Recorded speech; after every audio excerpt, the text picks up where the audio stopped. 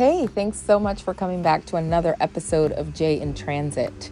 Today's episode is with my friend Kate, and we are going to focus on being single and entanglements. Yeah, so we had this conversation in two parts.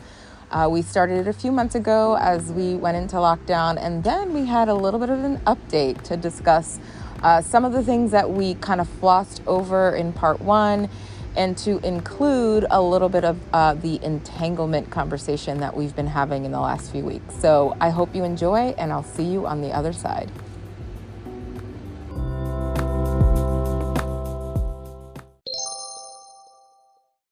I want to welcome Kate to the podcast, and I'm going to throw it to Kate so that she can introduce herself. Hello. Yes, my name is Kate. I am a poet and street artist. I go by My Life in Yellow with most of my poetry and all of my street art. So I've always talking about relationships, the lack thereof, love, all of it. So I'm excited to have this discussion today. That's right. I think we're going to have an awesome perspective because you are a poet and, you act them out, you have feelings to them. So yeah, this probably will be a very juicy conversation. So I wanted to get started. If you wanted to talk a little bit about, what your relationship cycle looked like over the last. You don't have to go all the way, to the beginning. But what did you want to highlight today? Well, for my relationship cycle, I kind of played by the rule book in the very beginning. It's kind of like what was conditioned on me from my, society and my family and everything like that. So I was married at 25.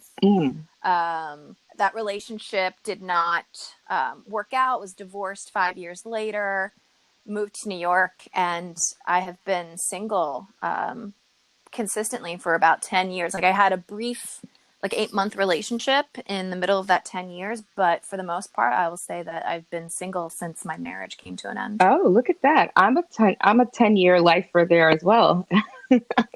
There we go. See, I think we have something very much in common. Yes. 10 years is a good number. Yes. The number 10 I feel is nice and round at this point. Yeah. I wanted to ask, where were you before? Where are you from? Because you said you moved to New York after. I was born and raised in Pennsylvania. So I was born right outside of Philadelphia. Okay. And lived there growing up, but then I went to college in the Lancaster, Pennsylvania area before moving to New York. Got it. And so what were the distinctions with the relationships you were seeing in Pennsylvania, Lancaster, et cetera, versus when you came to New York? It might have been an age thing, but it felt very cut and dry compared to New York. You met somebody, you went on a few dates, you liked them, and you were boyfriend and girlfriend, and there was really no big questions around that. It's like my ex-husband, we went on a few dates, he liked me, I liked him, and there was no conversation like, hey, let's be together. We just were. And we kind of the relationship kind of just continued on that path of not really questioning anything, just continuing and checking boxes as we went along. Got it. Interesting. So after you came out of it and moved to New York, what were your priorities coming into New York post your divorce? Well, when I first got here, I think for me, it was just thinking I had to find someone because I hadn't been alone in a long time. And so, having crushes on male friends and guys. And I was in school at the time. I moved here and went to Parsons. So it was a female dominated school. And so there really wasn't anybody to meet that way. And so I was out in the nightclubs and there's really nobody to meet that way either. But they were fun. At least substantially, yes. Might have fun with them, but the longevity of that is questionable. All right. And I just found myself not really meeting anybody that I connected with. I had a huge crush on a friend of mine, and nothing ever came of it because I was totally friend zoned. But yeah, it was just and if there was somebody who might have been interested in me, I look back now and I think I was blind to it. I just wasn't seeing it. I see. So what would you in the way of seeing it? Like, were you in that period of time, like healing? Were you just looking for fun? Or like, what kind of aura do you think you were putting out for that? I think I was putting out an aura of emotional unavailability. Mm, I was definitely healing, even though I don't believe I really thought that I needed to at the time. But I had my marriage, which ended from an affair. The affair was extremely toxic and very emotionally abusive. So then now I'm in New York City. And in a way, I was in a place in which I needed to like reset and rediscover and heal. And that became more apparent as time went by, even though I was still like thinking there was a need to be in a relationship and was kind of grasping in a way at the very beginning of my single time period. hmm But that slowly started to change and shift. And I don't even really think that I was aware that it changed and shift. I think it just became less of a, oh my God, I need to meet somebody. Like I would date and meet people, but no one ever like, it was very rare to have met somebody that I was like drawn to. And typically the ones I was drawn to were emotionally unavailable. And so that's like a mirror of where I was. Right. You actually make a excellent point because looking back during my singleness as well, there have been, I guess, more times than not that I have put out the emotionally unavailable vibe, whether Mm-hmm. I, consciously was doing it or not. Right? Like we're always out there talking about yes and my boo and making stories and writing letters and Mm-hmm. making our own Ciara, the Ciara prayer. Mm-hmm. But if the bees aren't coming to the honey, then Yeah. yeah, it's time to evaluate. So, all right. So, what were your priorities, or what are your priorities now? Like when I look at you, when I talk to you, when you have a lot of stuff going on positively. Like you're shining, you're out here, you're helping other artists, and so for me, like you come across as a very full woman, right? Thank you. Yeah. Um, I I do have a lot going on because I kind of got to a place in my life where I put myself as the priority rather than the establishment of a relationship and hmm like the trying to define myself as a couple rather than an individual. Mm, But I do have my poetry and my street art, which have been a main focus in my life. I do have a lot of things that satisfy me that mm, kind of, in a way, make a relationship not a priority. Like it's something that I would enjoy having, but it's not necessarily, number one on the priority list. But I would say, yeah, like, I don't know, I'm losing my train of thought, but like, I think what you're saying is, in comparison to where you started when you first came out of your divorce, or even going into your marriage out of divorce and first coming to New York, your identity was tied to being in a relationship. And I correct. think as you've um, grown and figured out Kate, like it hasn't been. So it's not like you don't want one, but it's not the thing that's like the top of your ID, I guess, when you introduce yourself. Correct. Did I get that right? Absolutely. Yeah, no, you're definitely on point with that. Yeah, it's just I think, in the beginning and in my marriage, I didn't really know who I was and what I wanted. And hmm as a way to compensate for that, I was looking for someone to show me who I was and direct me towards what I wanted.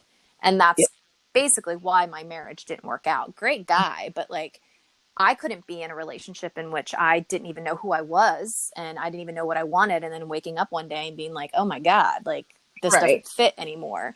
And I think at this point where I am very much more in line with who I am and what I want, and I'm not looking to be saved. When Mm, in which in the past I think that was like that little damsel in distress, Prince Charming, come and whisk me away, so I don't have to actually worry about anything. got it. Wow. But yeah, So I'd like to get to a little bit of the fun side of the 10 years of single. Do you okay. have any wild dating stories that you would like to share? Oh my gosh. There was that one time at the sports bar when I met the guy who collected dinosaur bones as a hobby. That What? was, and my one friend and his brother. It was, yeah. Um, I don't, That's hilarious. yeah, and not being too drunk to get into the strip bar, but like I have to say, most of my stories are pretty tame as far as dating is concerned. Yeah. Like, I've had like the horrible Tinder dates where it's just like you walk in the room, they say one word, and you're like, "What is happening?" And the them not getting a clue that you're not interested, and that kind of thing. But I think the dinosaur bones is my most favorite story. But It's funny. the people. What happened? You just were like, were the dinosaur bones taking up his apartment? Well, he was from Texas. He was just in New York to purchase new ones. I guess there was a Sotheby's or something. I don't even know. I don't even know that. I didn't know people owned dinosaur bones privately. I thought that was just what museums had. I guess that was your Prince Charming that you No, away. and his laugh was awful. Like my friend Rihanna, who was with me, she can, mimic his laugh like crazy, and it always makes me cringe. I was the wingman on that one. I was, Got it. yeah, I was following along her lead to, get the deed done, and I definitely had the short end of the stick on that. I'm a good friend. Oh, that's funny. Yeah. That is so funny. Okay, so what are the wildest things that people have said in the period that you've been single, or questions that you've been asked? Like by family, friends, like random people when you're like, I'm, 40 something, or well, I'm 40, or will be 40, but I don't know how old you are. I'm 40. I will be 41. As we move along, like, what have you found yourself being asked? I think people have asked, like, because I'm very honest and willing to admit my previous marriage. Like, it's not something I hide. Like, I'm not embarrassed by it. I'm not ashamed of it. Like, even my affair, I'm not embarrassed or ashamed. It just is what it is, and it's made me a better human.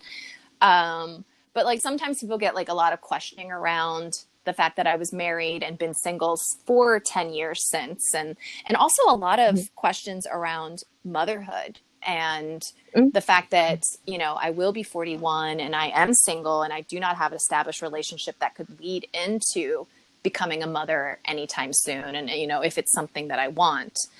But Right. I think that's probably a very popular question, like, oh, do you want kids? Or oh, that's a shame, that you weren't able to have children sooner, or things like that. And recently, like I went on a date with a guy. I ended that one. Like, there's not very often that I like walk out on a date, but this one definitely he got walked out on. He was like 50 years old, and like I felt like I was like on a game show interview session Oh, in which he's talking about, like, he was trying to find a wife, and girl, he was I trying to I find a know that. wife. Nah, he wasn't trying to find a wife. He was trying to rent a womb. Yes. I like those. And like these questions that he's asking me, he's like, have you ever heard of a relationship bubble? Have you ever heard of this concept of like this and that? And I'm just like, he's like, what do you really want? Like, what is this? And I'm like, dude, I don't even know who you are. Like, why are we asking these? And he's like, you're very difficult to talk to. Like, you're challenging me in ways that I did not expect. I'm like, what are you talking about? Like, I've not even Oh, met you in person yet. And this was just a phone call. I was just like, it was just beyond me. And then another recent date that I had, now it wasn't a date. I only ever talked to him on the phone, quarantine style and all that. But yeah. he called me from the car. We had a great conversation. He was super interesting. But then, like, as I started to learn more about his situation, he and his wife had just decided to get divorced in December. And then like he's calling me. This was like a month or two ago. He's calling, like talking to me, and he's like, "Oh yeah," and he's like only talking to me when he's in the car in the backyard because he's still living with his wife. And I was just like, Oh my and, lord. and I was like, I'm sorry, this is not something that I'm comfortable with. And he just kind of got really defensive, like, well, I need some now. And I'm like, you live with your wife. Oh my God, that's hilarious. Because like, yes, let's talk about single and then let's talk about single. Okay. And Yeah. then separated single. Like, hello. Right. Like you just I decided in December. The paperwork's not even filed or even like drawn up. It's like, Yo, but what? in my most recent dating cycle stories, I'm calling it a cycle because it's definitely gone up and down. Like, not even the question of are you married is enough. Mm-hmm.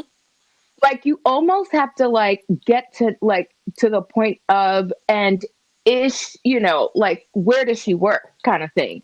To like, Right. like it's Right. almost like it, because men are just, they're not honest anymore.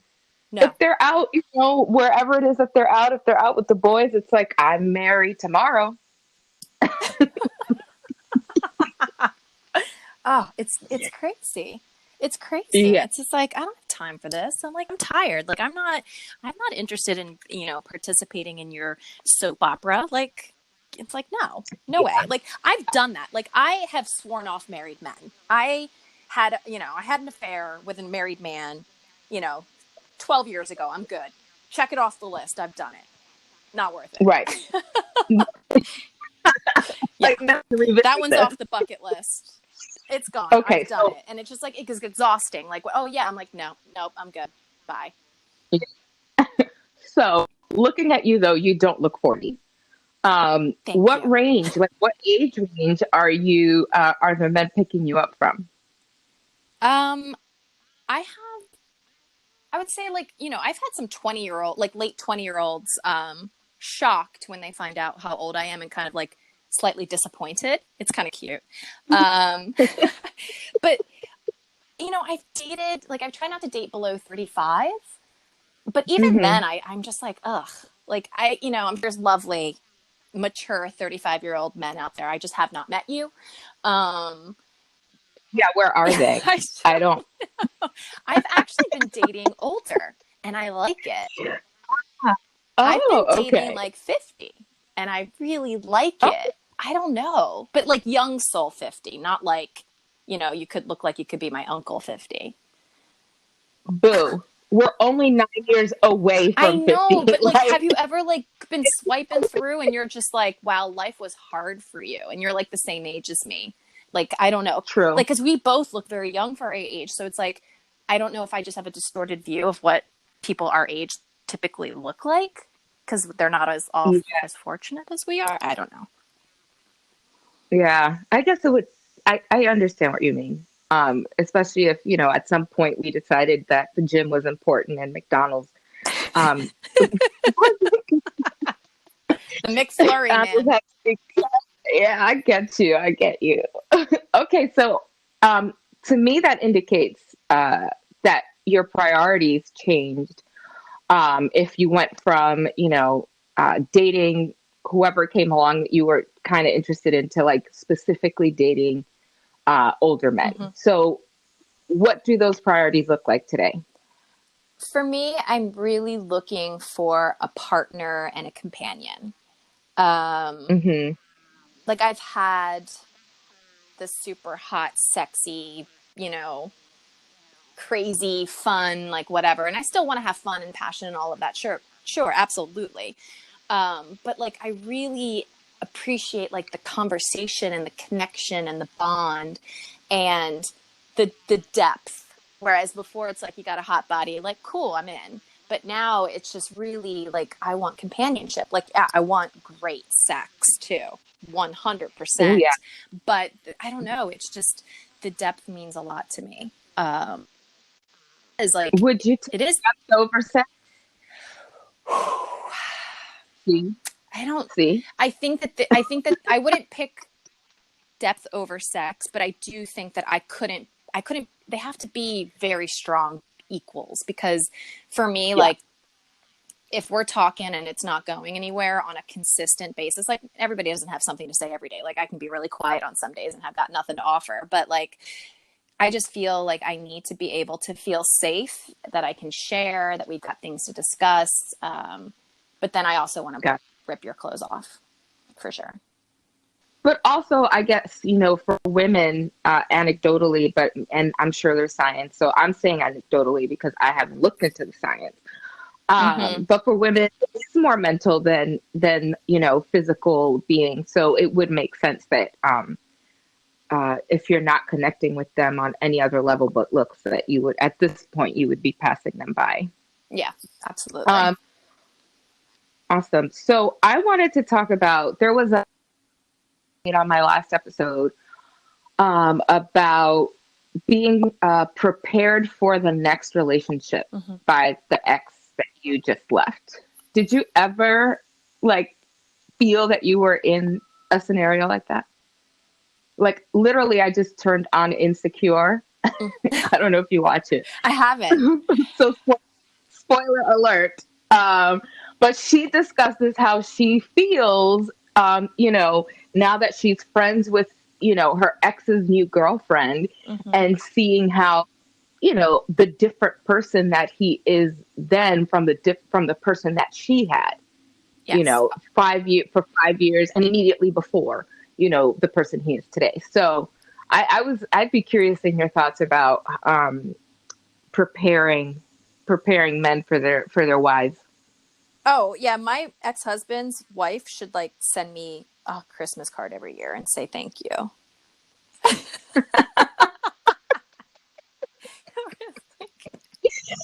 Oh my And god. like, because my ex-husband is a great guy. Like we've got no beef. Like, shit went down. It's been resolved. But like, I see, through social media and stuff, like they're like, they don't post, neither of them post are very much into social media, but the things that they do post, like, he didn't ever want to go to Europe because he'd been there, and there they are on their honeymoon to Europe. And like, it's just things about their relationship where he was always very controlling and very, he knew what he wanted, whereas I didn't. So he always would sway me and I would just agree because I didn't know what I wanted anyway. So might as well go with what he wanted. Mm-hmm.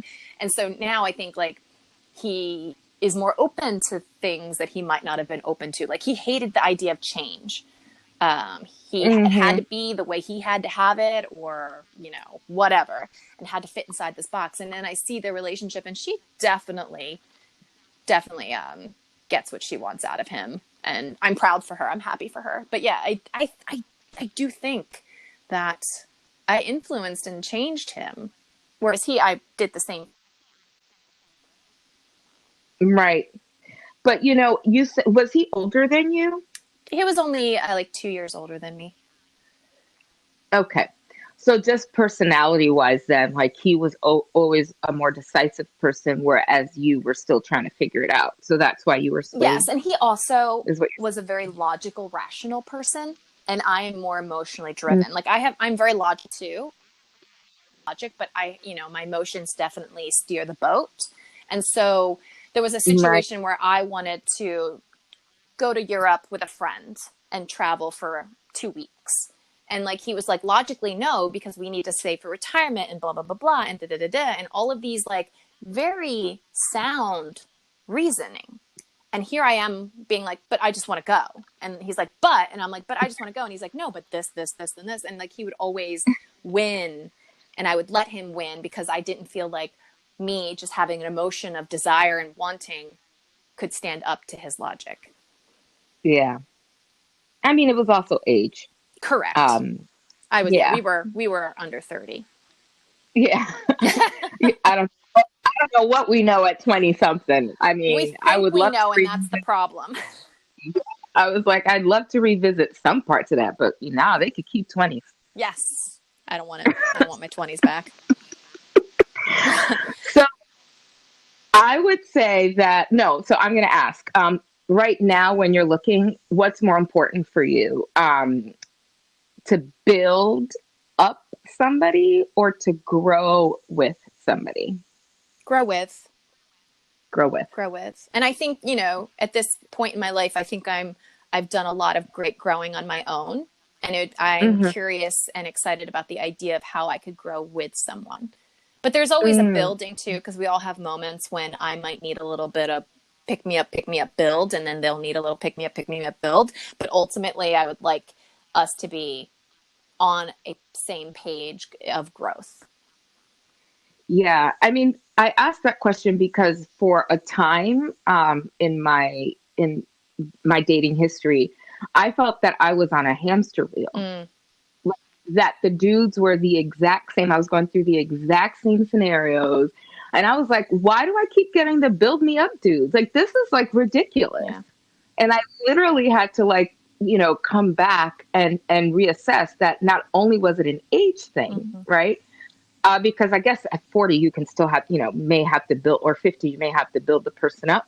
But it was definitely the mind frame that some of the gentlemen in that uh, like early 30s to about that there's Mm-hmm. things that they think they like milestones they have to reach, and places they have to be, and things they need to have done before like they can settle down, or into a relationship. And I was like, no, Mm-hmm. no. Mm-mm. So I wasn't sure if you'd experienced Well, that as well. the one thing that I don't know if you've experienced the same thing, but I feel like the men that are our age are dating the younger women, the 30-year-old women. Um, and Mm, like they're reaching younger, and maybe it's because they are in that space of like needing the building, and they, I will help and support and build, but at the end of the day, it's just like, dude, like you're 40. you've been Yeah, there, done I've that. been there, I've done that. Like I have supported multiple men through multiple crises and growing periods in their life, and it's just like, I don't want to be a mom. I don't want to be like this or that. I'm ready for a partner. Um, but Yes. so, So what would be the difference, mate versus partner, at this point? Because you've thrown out the word twice. mhm. And when I talk about the type of relationship that I would envision myself being in, I do speak in terms of partner. Mhm. So what has that been looking like for you? I don't know, like if the word mate to me just sounds temporary, um, Mm, which I'm okay with mm, temporary. Like not everything has to be a forever stamp on it. Um, hmm. but like partner, I just feel it as this bond of we're in this Hmm. together. Not Got it. I'm going to get what I need from you and peace out. Whereas like a mate, you mate Mm, and you go kind of thing. mm, got it. Got it. So yeah, so Okay. that's how I see it. That makes a lot of sense. Did you have to fight back a lot of your independent woman characteristics, I guess, or what society calls independent women, because we're not chasing men after a certain point?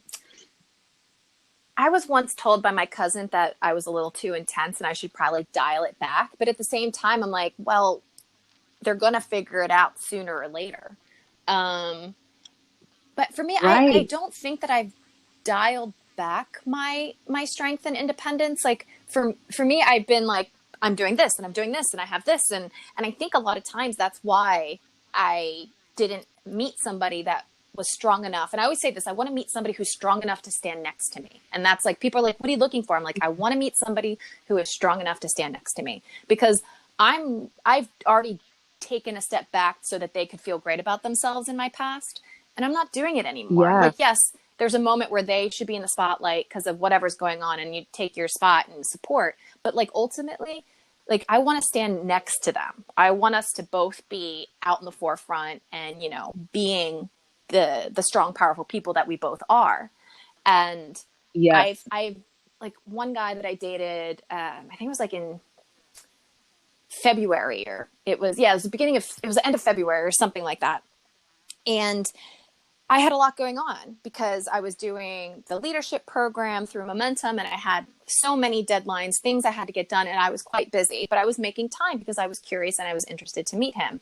But then he kind of Hmm. seemed like he was turned off because I had so many things going on in my life. And I found that curious. Hmm. And he kind of just like was like, okay. And just kind of like dissipated out of my life. Cause I was like, oh yeah, this and this. And he's like, cool. And then just like, I think he felt like he didn't have space in my life, or maybe he thought he wouldn't be a big enough show in my life. Like, I'm not really sure, but he seemed, each time I was talking about all of the things that I was working on and planning to accomplish, he seemed less interested. Yeah, I feel like guys still need a lot of ego stroking. And if we aren't giving it to them, they like they absolutely will be the first ones to walk out the door. Yeah. So it sounds like he felt intimidated with all of the shine that you had, and just that wasn't what he wanted right then. And that's fine. It's like, if that's not what you want, Yeah. that's not what I want either. So, like, bye.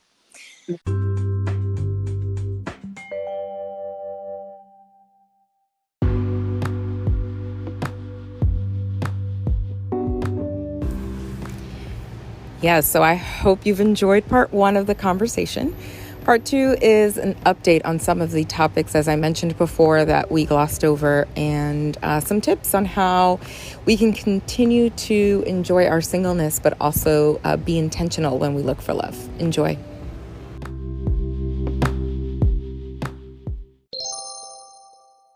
So I wanted to go back and touch on the friend-zoned comment that we made earlier on in the conversation.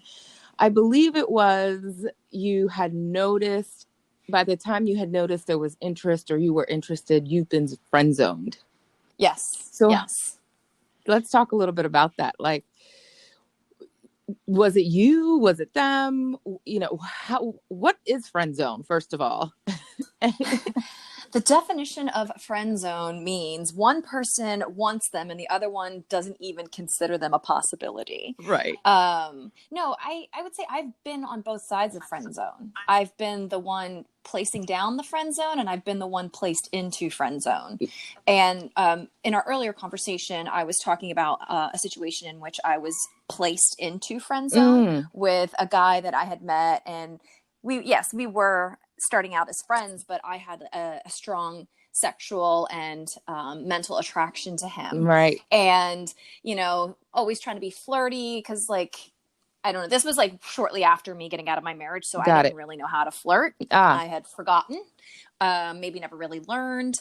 And so, you just try to always be there, like always available, like, oh yes, of course. And, all of that type of thing. So I think it was just like, he started to look at me as just like a friend that's always around and cool to hang out with. Right. And not as someone who, like, a sexual possibility or like a sexual interest. And so it kind of, that realization where it's just like, oh, he is never going to ever want to touch me in a sexual way. Yeah. And you just kind of have that moment of like, damn. And you're like wondering, you're like, what did I do to get into this place of not being considered something other than a friend?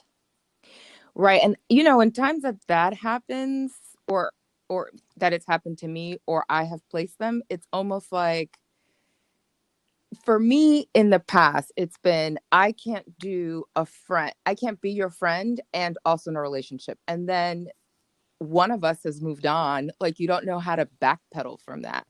Right. Was there a time when you look back and you're like, shit, like I probably never should have friend zoned that one, or damn, the one that got away? I don't. Yeah. I can't think of anyone, like, the person who friend zoned me, it turns out is probably the best for all of us. Yeah. Like, now, like, it was a crush, and my crush dissipated, and we're now the dearest of friends. Yeah. But I can't think of any moment where I'm like, the movies, like the rom-com where they're best friends and then they fall in love with someone, and you're like, wait a minute, I don't want to just be friends. Like, I don't really have that person that I can think of.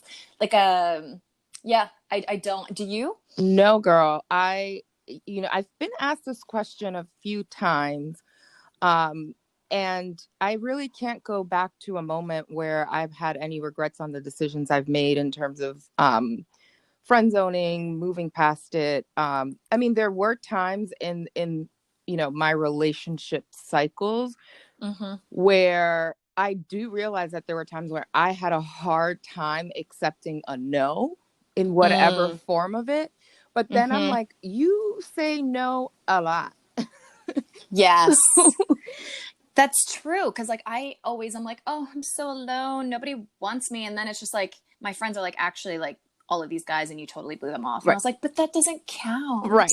Right. And it's always so interesting. So I mean, for me, that means I've really had to come to terms with the I guess the concept of karma when it comes to relationships. If folks believe in it, like you are getting back exactly what you dish out. Absolutely. Which also I wanted to tie back into our emotional unavailability and how that has attracted some interesting or, interactions. So what do you think has made you emotionally unavailable at the time? And what has that looked like or did look like for you? We touched on it a little bit in the last conversation, but we didn't actually flesh that out. I would say, like, I don't think you always know that you're emotionally unavailable in the moment. Right. And so as you are attracting these men or partners who are mirroring that emotionally unavailability, it's like, I don't know, it's kind of like shocking. You're like, how come I keep getting these men who don't want relationships and like da da da da da, and then like obviously men are coming to me and I'm like, oh no, like when I'm pushing them away. So Right. it's just like, it's something that you really see looking back more than I think in the moment. I also feel like I'm more connected with that now than I was when I was in the throes of emotional unavailability. Like I still am working on it. I don't think I'm 100% emotionally available, but I don't know if anybody ever fully is. Right. Maybe we're always around 90% when we're at our best, but yeah, it's just like this thing that starts to happen and you're like, why? And I still don't know why. Like, how is it that we're attracting these people? Because I'm like, I always say to my friends, I'm like, I don't know they're emotionally unavailable when my chemistry in my body is like, oh, hey. And then, Right. three conversations in, they're like, actually, I don't want a relationship. And you're like, okay, now I like you more, but why do I like you more now rather than being like, you know what, I'm going to walk away from this? Because it's just like, I feel like they're throwing down that challenge, like, right. all right, go into the ring. I'm going to fight for this one. And I don't know. And I was actually doing some reading on that and how I sometimes wonder if I don't feel that I am worthy of love if it's just handed to me. Like I have to earn it.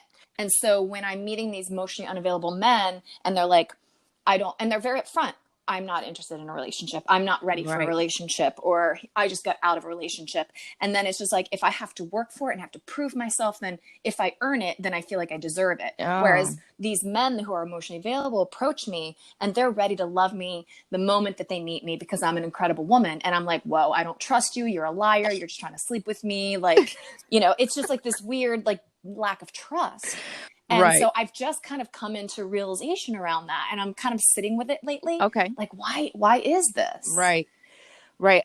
I guess it goes into we have to feel not used, excuse me, needed or wanted, or like we're fixing something. Yeah. I feel like this need to earn the love rather than have it just be given. And I'm like, why? Right. Like, I need to talk to somebody about that. I wonder if it's different for men, right? Like you're saying earned when I, I'm having this conversation with you about that, I'm thinking men look at it as, ooh, I enjoy the chase. Correct. And is earn and chasing the same?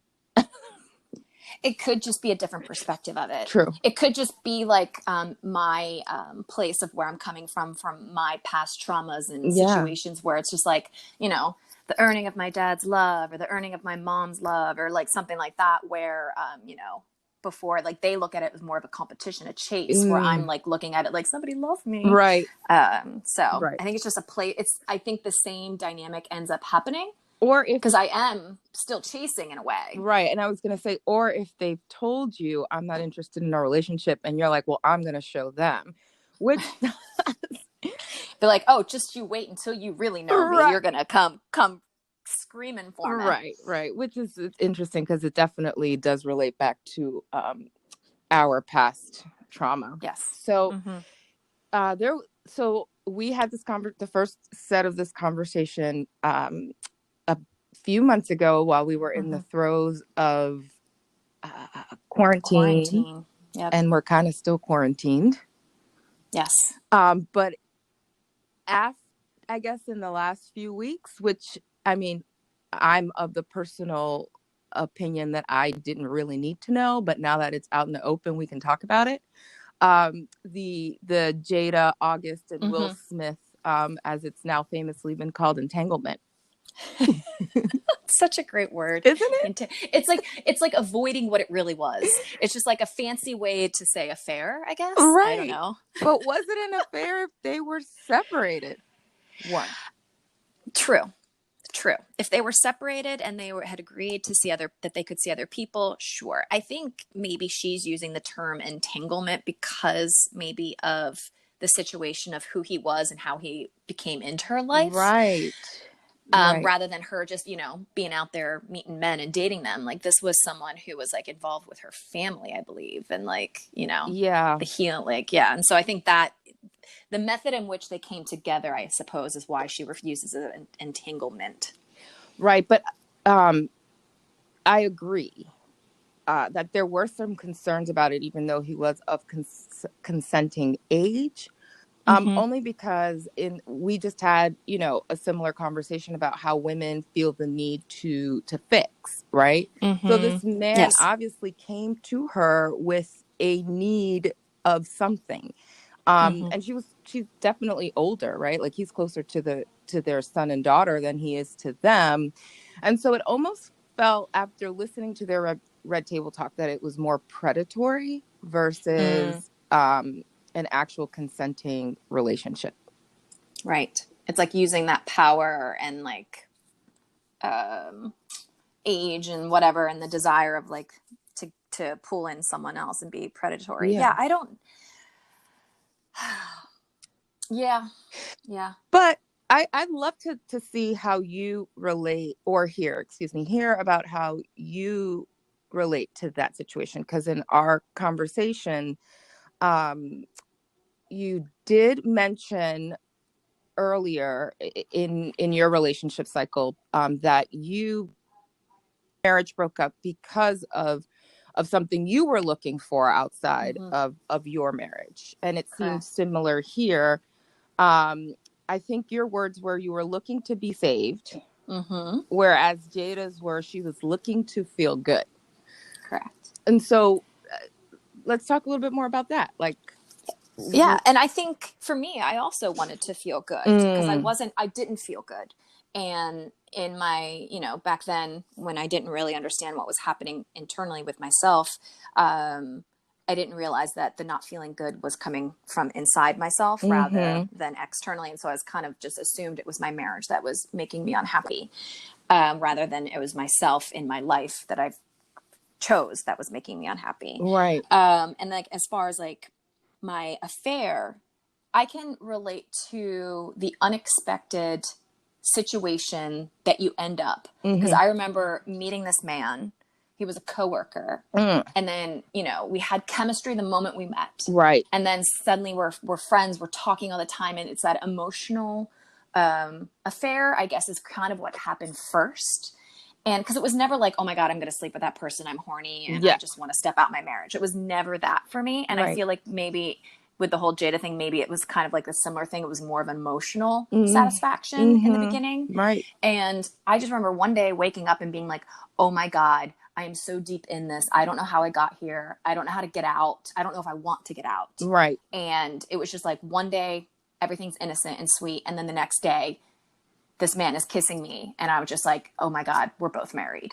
Because he was married also. He was married as well. So I understand the whole concept. Like, it makes me laugh, the whole using of the word entanglement. But at the end of the day, like, I relate to that. And to this desire to feel good, because I didn't feel good. And again, I was looking externally to feel good when I needed to be looking internally. Right. And so that was what I didn't understand back then.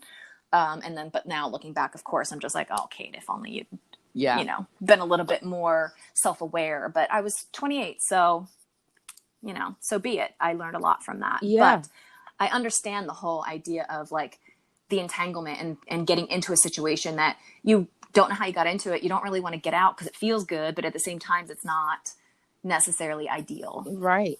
So I wonder how the entanglement in your late 20s shaped your dating up until now?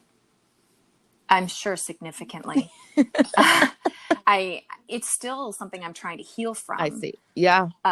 Because I sometimes wonder if I've not fully forgiven myself for making the choice that I made. Right. And so maybe I'm placing myself into these emotionally unavailable situations, feeling like I have to earn love because I don't feel like I deserve it because of the choices I've made in my past, which, logically sitting here on, talking to you, I know that's not true. Right. But, subconsciously when I'm in these situations with men and, it's like, what do I deserve? And I know that it's not something I'll ever do again, because we were joking about it before. It's like, check it off my list. I'm good. I never need to do it again. But, I don't know. It's some like deep inherent thing that I'm trying to unlearn or unbelieve. Right. So I guess my question to further flesh that out is, have you been in similar entanglements because of this need of, or this feeling that you don't deserve more or better? Yes. Yeah. Oh, yeah. I would say probably about 7 or 8 years ago. I was dating a man when I first came to New York, and of course he's like, I don't want a relationship, but then yet he wanted me to hold him while we slept and hold his hand in the streets and do all the things that a relationship is, except he didn't want to have to, be committed. Yeah. So he wanted to feel loved by me without me falling in love with him.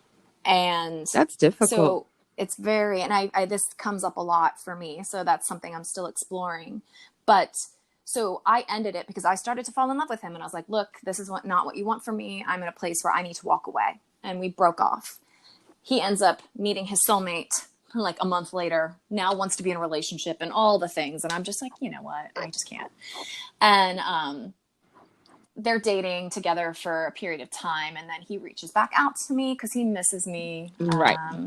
As, of course, because I'm amazing. But turns out they're in an open relationship. Oh, see?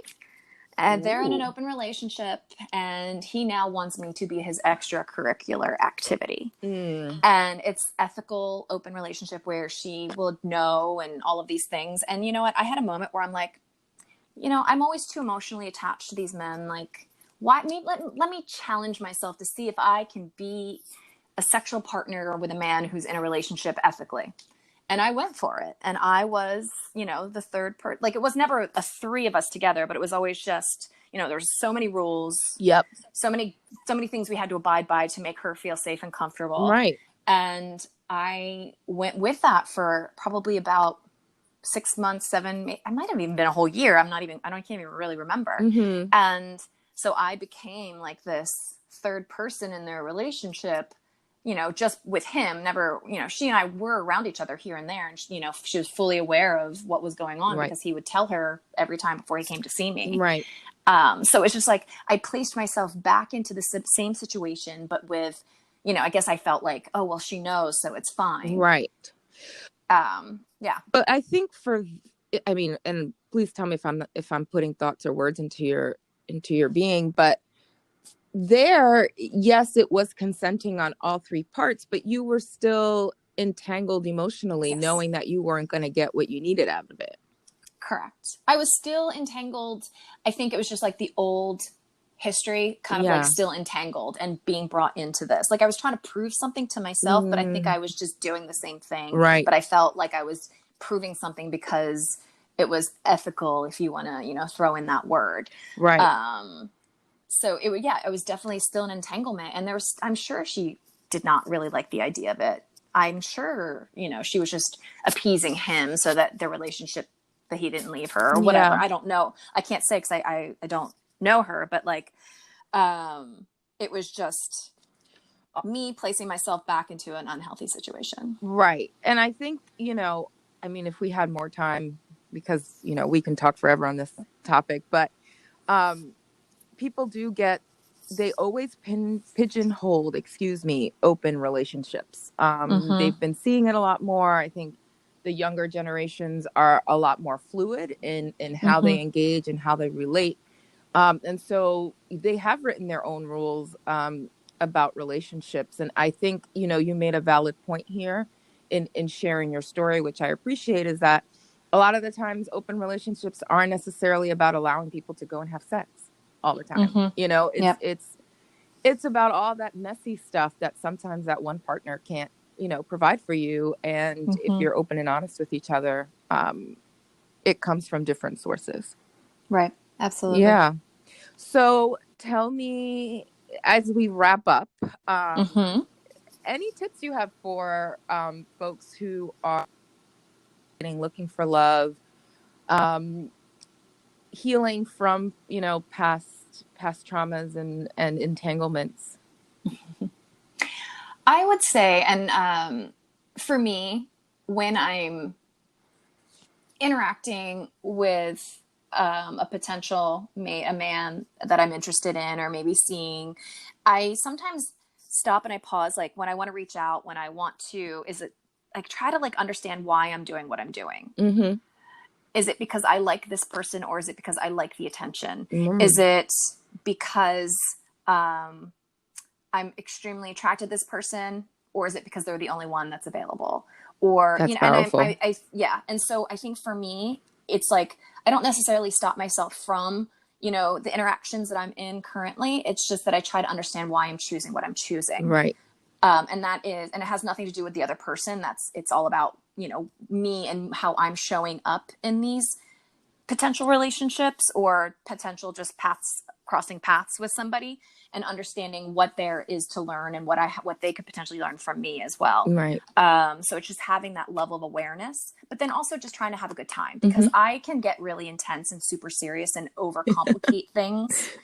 Because Don't I'm we an all? intense, yeah, I'm a fun person, but I can be very intense. And I'm trying to learn just to enjoy right now for right now. Yes. And not place any level of pressure or expectation on what it needs to be. That's great. But at the same time, I'm also being aware, because I don't want to end up in another entanglement in which I've placed myself in a toxic relationship because I'm only choosing the right now, if that makes sense. No, what you said is, be purposeful Correct. about how you're going to relate with that person, and what it means for you then in long term, right? I think a lot of us, particularly as we're still in lockdown and now have all these other things we're considering, it's going to be extremely easy for us to go with the first thing or that, the thing that's most exciting. With the quarantine and the COVID still being very much out there, now it's kind of like, are you worth taking my mask off for? Girl. Am I willing to risk my health for you? And it's just like, we don't have to worry about just STDs anymore. We got to worry about, who you were breathing next to. Right, right. I mean, ooh, yeah, it gives celibacy a whole nother meaning, doesn't it? Mm-hmm. Yeah, because it's like, now it's not just, put on a condom and you're probably going to be all right. It's like, do I want to take off my mask and risk, infection of whatever you might be carrying just, in your lungs or in your spit. In your spit. Yeah. Exactly. Yeah. Wow. No, it's definitely given a lot of pause to us free spirits. So exactly. And then there's just one more thing, because we talked about how we were both 10 years and counting single. Any tips for our ladies and gentlemen out there who have been taking their time, enjoying life, and keep getting confronted with really 10 years? Yeah. My best advice is, don't listen to them. Follow your heart. Listen to your gut. If your gut says now is not the time and this is not the person, then just stick with that. Don't let the pressure of, I need to be in a relationship, force you into a situation that is not ideal for either partner. Yeah. And I keep reminding myself that. And, I want to be in a situation that's good for me. Is anything perfect? Nothing's perfect. But at the same time, I don't want to be rushing in just so I can, check one of those boxes that we've discussed in earlier in this conversation. So it's just like, I want to be happy. I want to be satisfied. I don't want to just try to make face so everyone else feels comfortable around me. Amen to that, girl. Mm-hmm. Awesome. Well, thank you so much for having this conversation with me today and a few months ago. Yes. And before we close out, I'd love for you to talk about how folks can find you and what you've been up to lately. Yes, absolutely. So I mentioned before, I'm a poet and a street artist, Mm-hmm. and I go by My Life in Yellow. And you can find me on Instagram at mylifein.yellow or mylifeinyellow.com. And in the beginning of quarantine, I had just sent my first chapbook to publish, and it was on hold the entire months of quarantine, and it has now been printed and Yes. is available. So I have my first published book. Wonderful. Congrats. Yes. Thank you. And so, come take a look at my words. And obviously right now we can't really be on stages in, venues, but hopefully soon we can be, and we can start doing spoken word poetry events again. Great. Well, thank you again, Kate, for joining me. And just wanted to say, keep living your marvelous life. And I can't wait to see where post-quarantine life takes us. Exactly. Likewise. Likewise. Live it up. Awesome. Thanks, Dave. Thank you. Bye. Bye.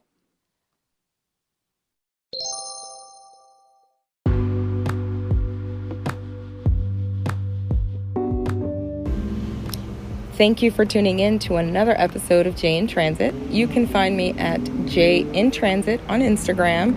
And my friend Kate, thank you so much for coming on at mylifein.yellow on Instagram. See you at the next episode.